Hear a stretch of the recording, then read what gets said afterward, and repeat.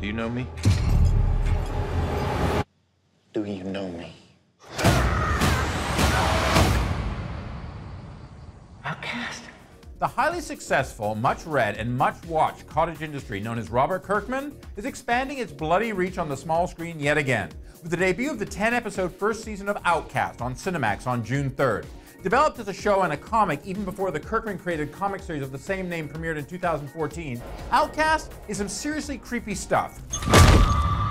With demonic possession, blood dripping from almost every dark scene, exorcisms, and the claustrophobia and secrets that small towns shelter, specifically the fictional Rome, West Virginia.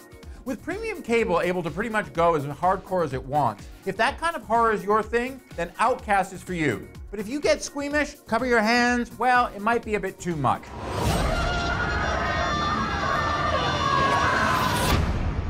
With almost famous alum Patrick Fugit as the emotionally tortured and socially shut-in Kyle Barnes, a man who has spent his whole life watching those he loved like his mother being taken over by the dark forces, Outcast teams him up with the local Reverend Anderson, admirably played by Philip Glenster, who chewed it up as DCI Gene Hunt on the UK version of Life on Mars and its sequel, Ashes to Ashes.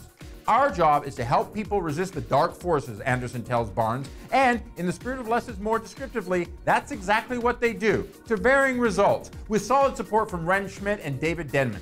In a way, it's pretty standard horror stuff, and I mean that in a good way, as many similar shows can lose their way in the genre and have the always necessary tension dissipate far too quickly. If anything, Outcast tightens the tension just finally above the suffocation level in the episodes I've seen, which is very tense indeed. At the same time, with a few smart format changes from the comic here and there, it can also be hard slogging, as I've said, for some. Especially like when a little kid with some very big issues of his own, played by Gabriel Bateman, becomes a punching bag. And in another character's case, sexual violence is heavily implied.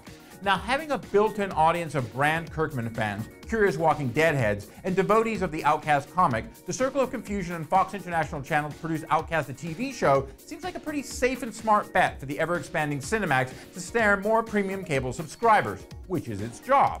Teasing those audiences with South by Southwest screenings and putting the Outcast pilot up online for all to see 2 weeks before the TV premiere follows a tried and true tactic of awareness acceleration and long-term enticement. Certainly already renewing the show for a second season shows the HBO sister station wants to go deep into the Robert Kirkman business. That darkness will spew forth like a black cloud. As the last series directly based on a Kirkman comic has revealed over multiple zombie apocalypse seasons of its own, that business can be very good indeed. So, if harsh is your idea of a Friday night TV party, then Outcast is a show you're going to want to invest in, if you want to keep in the Robert Kirkman business.